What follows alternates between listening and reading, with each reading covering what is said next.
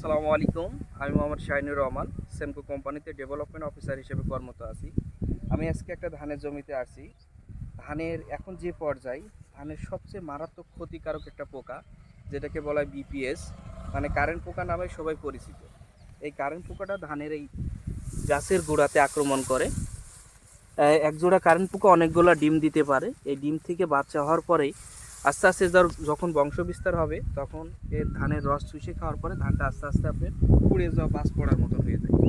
আসলে এই ক্ষতিকারক পোকার জন্য সঠিক সমাধান আমাদের সেমকো কোম্পানির ইউপিএল কোম্পানির পণ্য অ্যাস্টাম। এটা আপনার স্পর্শক এবং পাকস্থলী ক্রিয়া সম্পন্ন গুণসম্পন্ন একটা ওষুধ।